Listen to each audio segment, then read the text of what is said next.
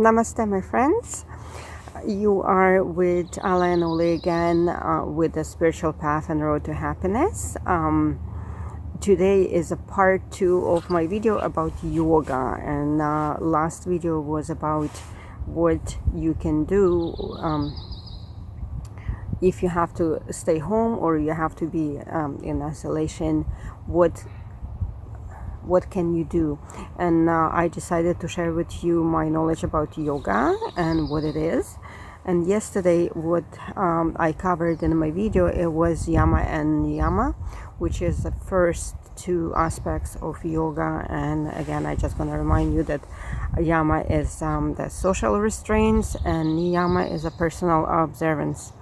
So today I will continue, and we're gonna start with the rest of them. So the third actually that I'm gonna read is the asanas. It's the physical postures. So when you do yoga, you do the poses. You know that a lot of you guys go into yoga class. So asana, it's the actual physical postures. And let me just read what do they do. Asana is literally translated as a seat, a place to sit, although it is often extended to include the hatha yoga practice of body manipulation. In this latter sense, the main purpose of asana is to prepare the body and mind for meditation. If one observes what goes on inside the body during the asana practice, then this encourages the process of meditation. The Yoga Sutras say that asana must be firm and pleasant. When the posture is steady physically and psychologically, then meditation becomes easy.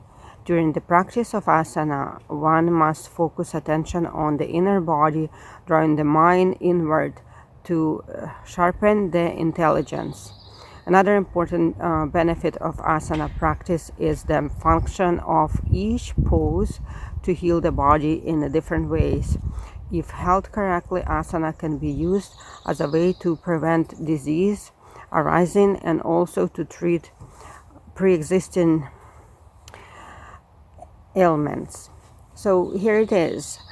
I think the Western part of the world, when they do yoga, they only focus on the physical aspects, that yoga or asanas will heal and improve my body, but it's actually part of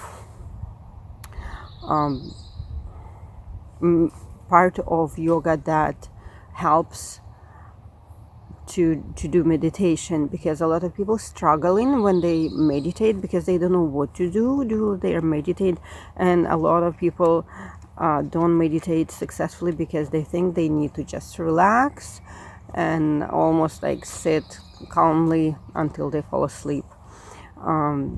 It's not entirely correct, but again, when you do asana, you are focused on your inner body, and you help yourself to get ready to focus, because the meditation is also a concentration as well. It's not relaxation, it's actually focusing on something. So some considerations when performing asana. Practice should be mild, steady, and consistent. If the body is steady, then mind is steady. If the mind is steady, then the asana is steady. Every asana is an unusual posture, and when you put the body into unusual posture, the discomfort and imbalance, if there is a discomfort and imbalance, and if we allow the inner intelligence to readjust and realign the body, we can observe the body's natural intuitive intelligence at work. Stop when a strain is experienced, but go on gently. Asana should be firm and comfortable, and there should be the minimum of strength and effort in it. So that's your actual physical aspect of being a yogi when you do your asanas. And that's what known to Western world. When you go to the yoga class, that's what actually you practice. You just practice the postures, and they called asanas. Okay, the fourth aspect of yoga limbs is pranayama. So pranayama is breathing exercises. I personally like pranayama very much. I practice them almost daily before I sit down in meditation, and I highly recommend, before you practice, get a teacher who can show you the correct way, because you can do harm if you are doing those exercises and you don't know how to do it correctly. So I'm gonna read it for you. What's the pranayama? Prana means life force, energy, and is called Qi as in Tai Chi. In Chinese, Qi as in Reiki. In Japanese, and the Holy Spirit in Christianity. We receive prana through sunlight, vegetarian food, taking rest, being in nature, and through the air we breathe. We are leading a healthy life, and through various yoga practice, this life force energy can be harnessed to clear away physical and mental obstacles in life and to expand consciousness. So the breath is an important link between the consciousness and subconscious mind. If the mind and nervous system are agitated, breathing becomes irregular, which means that the movement of breath is a good indicator of our state of mind. If you breathe mechanically, you will think mechanically. If you control and become aware of the breath, you can control and be aware of the thoughts. There are many pranayama techniques which can help balance this vital energy through the different breathing techniques. This is done by controlling the length of the inhalation, exhalation, and retention. This method can harmonize the flow of masculine and feminine energy. So here you go. It's quite important. It's will balance your mind, it will balance your thoughts, and it will balance your health eventually if you perform pranayama regularly and if you do it correctly. And this is the fourth aspect of yoga. So the fifth one is pratyahara, which is a withdrawal of the senses. Pratyahara is the withdrawal of the mind from contact with objects or desire. As the mind is directed inwards, it is released from the tyranny of the senses and becomes calm. Because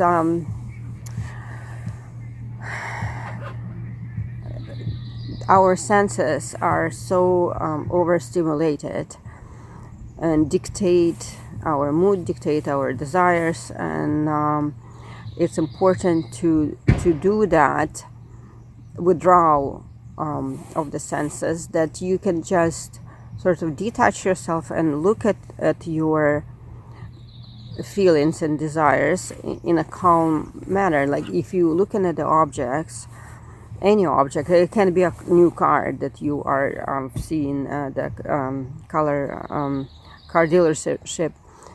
You just you don't want that. You don't create a desire, because if you create a desire, then you will waste your energy on making money, making effort to get that, and making sure that you have enough money for insurance, that the car is safe, and so on. So the more possessions you have, the more distractions you have in your mind, the more energy you waste by by keeping it, and you are so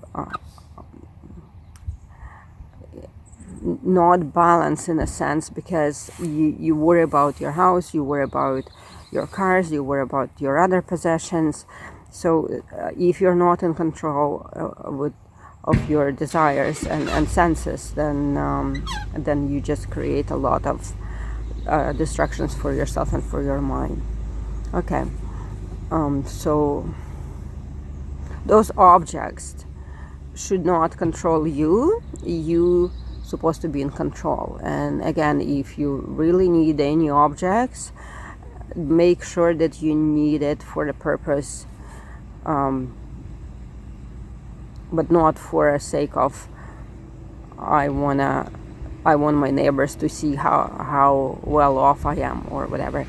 So that's technically what you do, and it's really hard to do it for some people, because we are excessively consuming a lot of things. And right now, actually, when a lot of people are in isolation, it's for a lot of people it's really, really hard not to go to the stores and not to do their usual buying or usual possessing of new things, a new wardrobe or new makeup or hair or whatever you guys do.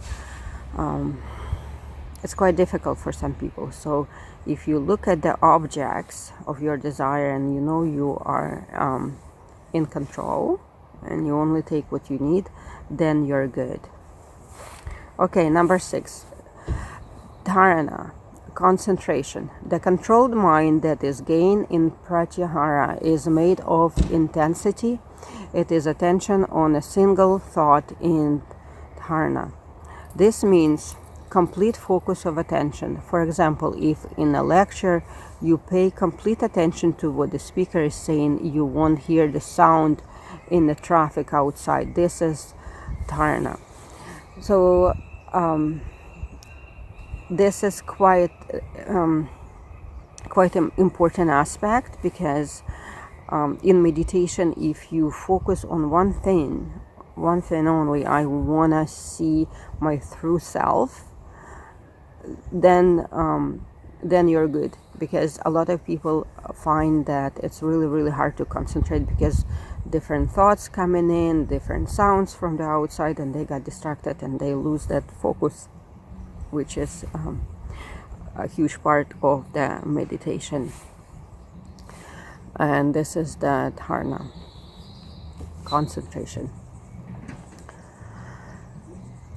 Dhyana, that's number 7, dhyana. That is actual meditation. So I hear a lot that people, when they talk to each other, they say, oh, I do yoga and I do meditation.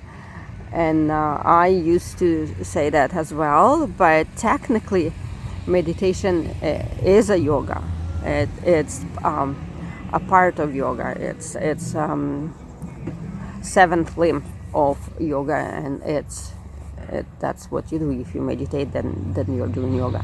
When concentration flows into meditation, the ego loses its identity and one becomes at one with the Atman, self. So this is your true self, Atman. In dhyana, release, expansion, quietness, and peace are experienced. Meditation become a problem when there is worry about how to do it. So a lot of people that I know, they always asking, I don't know if I'm meditating or I'm falling asleep. I don't know if I'm doing it correctly. So all those worries actually distract you from doing a correct meditation. So you just need to focus on one thing, and that's why it's important to practice your concentration and your focus on one and only thing, because you are looking for yourself, your true self. You're looking for Atman. You're looking to be connected with the Atman, and that's the only thing you need to worry about. So if your thoughts wander away, you can gently ask them to wait until you're done. You don't have to block them or get angry at your thoughts, because thinking is a process of your life and it's important for you to think. But you can gently just refocus on, right now I am looking to be connected with my Atman. And eventually, what I found, my mind, my thoughts would shift to, oh, I want to see it too. I want to look into your Atman as well. I don't know what it is, but I want to see it. So I have less thoughts right now when I'm meditating, and I can at least, before when I started, I would have 4 or 5 thoughts that would come almost one after another, and it only tells you what kind of chaos you have in your head. But with time, you will have less thoughts coming in, and your mind would stop them on its own, because your mind will become interesting. Your brain will be like, something that I never dealt with before. I want to be quiet and see, because your brain always wants to learn new things and solve new things, and you will come to the point that your brain kind of, oh, okay, let's see what it is, and then I will decide what I'm gonna do. And now I progress a little bit, I have to say, so I have less thoughts in my head, and I can gently ask them to just wait until I'm done, and then focus on them. So the number 8, the last one, samadhi, liberation. The experience of samadhi is achieved when the knower, the knowable, and the known become one. It's kind of hard for you probably right now to understand what that means, but it will come later. It comes with practice. When the 8 limbs are followed with dedication and devotion, they help the seeker to become physically, mentally, and emotionally stable, so that he or she can maintain peace in all circumstances. One learns to know the Atman, the higher self, and to live in accordance with the highest truth. Samadhi is complete freedom from the ego, so that whatever impression is brought to the mind by the senses, it is looked at and understood directly without the intervention of memory or judgment. So this is what it is. It's I have to tell you, it's really, it's a years long process for some people, and for me as well. It's something that really hard to achieve, and it's something that you really need to work really hard to get to that point. It takes self-discipline. It takes a certain way of living, and all those eight aspects will lead you to that. So if you practice yama and niyama, if you practice pranayama, if you practice asanas, if you practice all this in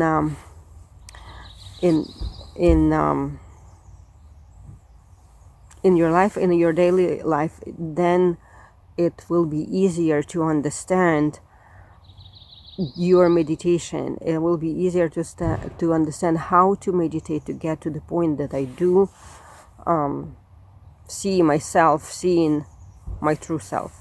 It's almost, I had a few moments when I was, I can't explain, because some people, I read a lot about people who are in constant bliss, because they just so connected that they don't have to separate in between the meditation from the divine, from the Atman.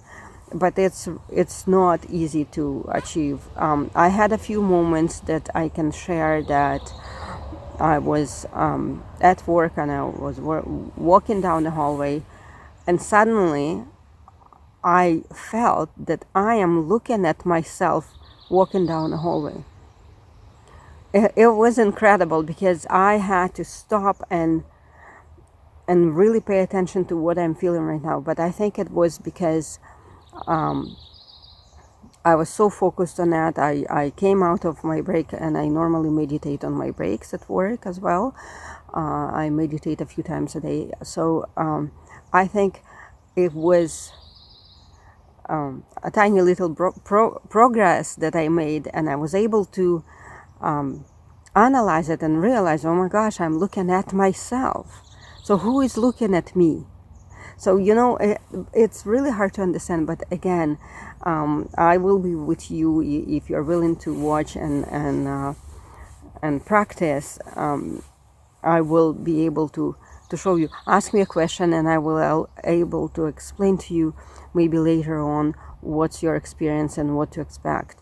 And again, I think living in ashram and practicing with the guru, with people who know how and what to do, it helped me a little bit. But again, it's a long process. It's hard to achieve, and I'm meditating at least 4 years now, and studying almost 10 years, reading the books and all that. So and I'm still so far from knowing even a little bit.